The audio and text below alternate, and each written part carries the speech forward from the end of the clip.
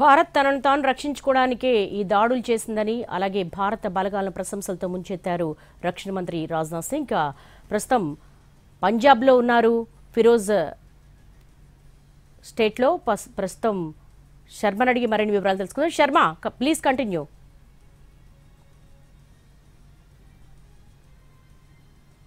రక్షణ శాఖ మంత్రి రాజ్నాథ్ సింగ్ మాట్లాడుతున్నది వింటున్నాం.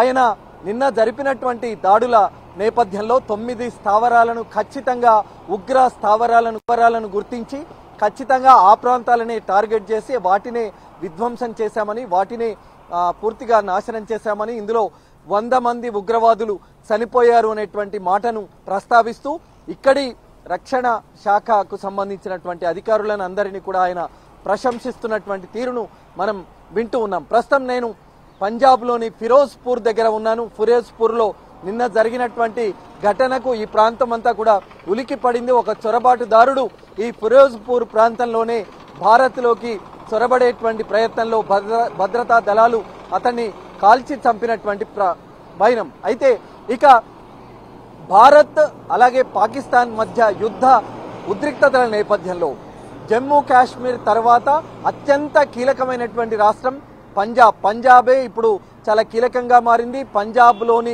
చాలా ముఖ్యమైనటువంటి నగరాలను పాకిస్తాన్ టార్గెట్ చేసిందనేటువంటి వార్తలు వినిపిస్తున్న నేపథ్యంలో ఈ రాష్ట్రం పూర్తిగా అప్రమత్తమైంది. కేంద్ర నిఘా వర్గాలన్నీ కూడా ఇప్పటికే హెచ్చరించాయి, అలర్ట్ చేశాయి.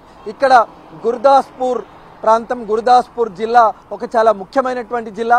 గుర్దాస్పూర్ జిల్లాకు సంబంధించి గుర్దాస్పూర్ జిల్లా పాకిస్తాన్కు అత్యంత సమీపంలో ఉండేటువంటి ఈ జిల్లాను టార్గెట్ చేసి క్షిపణులు ఇక్కడికి వదిలేటువంటి అవకాశం ఉందన్న వార్తల నేపథ్యంలో హై అలర్ట్ను ప్రకటించారు. ఆ జిల్లాలో ఇవాళ రాత్రి 9 గంటల నుంచి రేపు ఉదయం 5 గంటల వరకు పూర్తిగా విద్యుత్ సరఫరా నిలిపివేస్తున్నట్టు అధికారికంగా ప్రకటించారు. ఎందుకంటే పాకిస్తాన్ టార్గెట్ చేసి అక్కడ కాల్పులు కావచ్చు, క్షిపణులు కావచ్చు పంపిస్తే ఆ లైట్లు పూర్తిగా లేకుండా ఉండేందుకు, అది కనపడకుండా ఉండేందుకు భారత్ ఈ రకమైనటువంటి చర్యలు తీసుకున్నట్టు తెలుస్తోంది. ఇక పంజాబ్కు సంబంధించి పంజాబ్ రాష్ట్రం పాక్ సరిహద్దు రాష్ట్రం. ఇది పూర్తిగా 550 కిలోమీటర్ల సరిహద్దులో ఉండేటువంటి రాష్ట్రంలో 5 ముఖ్యమైనటువంటి చాలా కీలకమైనటువంటి జిల్లాలు పాకిస్తాన్ సరిహద్దులోనే ఉన్నాయి. అందులో ఒకటి అమృత్సర్, రెండవది తరన్ అనేటువంటి జిల్లా, మరొక మూడవది గుర్దాస్పూర్. మనం ఇందాక చెప్పుకున్నాం, గుర్దాస్పూర్ చాలా కీలకమైనటువంటి జిల్లాని. అలాగే ఫిరోజ్పూర్, ప్రస్తుతం మనమున్నటువంటి ఈ ఫిరోజ్పూర్ ప్రాంతమే ఈ ఫిరోజ్పూర్ జిల్లా.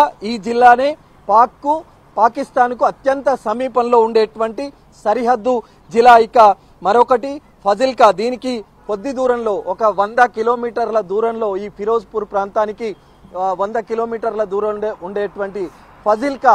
ఇవి 5 ముఖ్యమైన జిల్లాలు. ఈ ముఖ్యమైనటువంటి జిల్లాలు పాక్ సరిహద్దులోనే ఉన్నాయి. చాలా అప్రమత్తంగా కేంద్ర రాష్ట్ర ప్రభుత్వాలు అన్ని కఠిన చర్యలు, భద్రతాపరమైన చర్యలు తీసుకున్నప్పటికీ కూడా ఇప్పటికీ ప్రాంతం భయానక వాతావరణంలో ఉంది. ఎప్పుడు ఏం జరుగుతుందో, ఎటు నుంచి దాడులు జరుగుతాయో అనేటువంటి ఆందోళన మాత్రం ఈ ప్రాంతంలో మనకు కనిపిస్తోంది. మరి జమ్మూ కాశ్మీర్ తర్వాత అత్యంత కీలకమైనటువంటి రాష్ట్రంగా మనం ఈ పంజాబ్ రాష్ట్రాన్ని చెప్పుకుంటున్నాం కాబట్టి ఇక్కడే 3 ముఖ్యమైనటువంటి సరిహద్దు దాటేటువంటి పాయింట్లు ఉన్నాయి.